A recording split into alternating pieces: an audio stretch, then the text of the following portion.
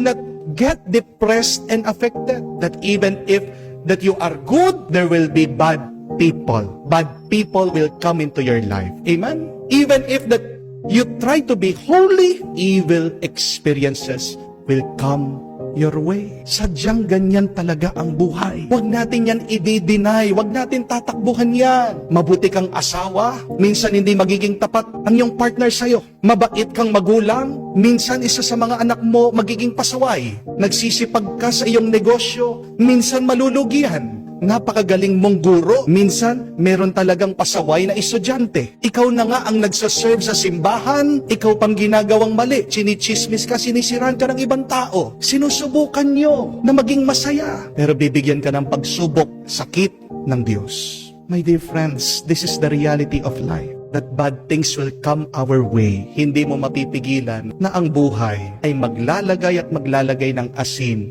at alat sa iyo. Pero ang tanong, ano magandang gawin kung hindi natin mapipigilan ang mga masasamang nangyayari sa ating buhay, kung meron mga plano na nasisira na sa ating mga karanasan? Unang-una po, kailangan maging malapad, malawak ang ating pag-iisip at pag-uunaw. Kung hindi mo mapipigilan ang dumarating, mas maganda na ilawak mo, laliman mo pa ang iyong paningin. Expand your consciousness. Deepen your understanding. At ang tanong, paano natin magagawa yon? Sa pamamagitan po ng panalangin. Si Mother Teresa, siya po ang nagsabi that prayer enlarges your heart to the point that you can contain God. Kaya nga po, pag merong nangyayari na hindi natin inaasahan, pag merong masama na dumarating sa atin, we should fall down on our knees and pray. Magdasal po kayo. At huwag kayong mabibigong magdasal. Kasi tandaan niyo po, di ba? All battles are won on bended knees.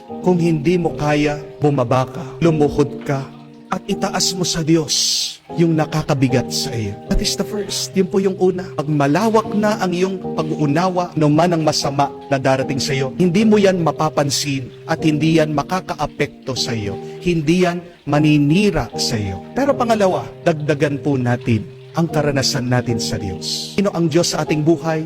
Isipin niyo po, siya yung tubig na maglilinis sa atin sa mga masasamang nararanasan natin.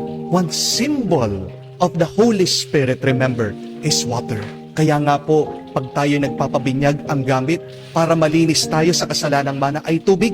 Magdasal tayo, pero naway sa ating pagdarasal, papasukin natin ang Diyos sa ating buhay. Kasi maaaring ikaw ay nagdarasal, hinahayaan mo pa rin na malumod ka sa iyong mga pag-aalala. Mga kapatid, pag tayo ay nagdarasal, kailangan natin bigyan ng tuon at pansin ang Diyos. When you pray, open your minds and heart to God. Flood yourself with God's grace and not with worry, not with overthinking about these negative things. Pero kahuli-hulihan, kailangan din tayong magpasalamat na may dumarating na masama sa ating buhay. Ano pong makakapagpagaan sa ating kalooban? Ito po ay pasasalamat palagi sa Diyos. Basahin niyo po ang Biblia. Yan ang gamot para hindi tayo mag-alala. Ang gamot laban sa kalungkutan ay ang pasasalamat sa Diyos. Pagbabalik tanaw sa mga ginawang milagro at kabutihan ng Diyos sa atin. Di po ba tayong mga tao kailangan din ng asin ng ating katawan? Pag wala kang sodium, mahohospital ka. So kahit na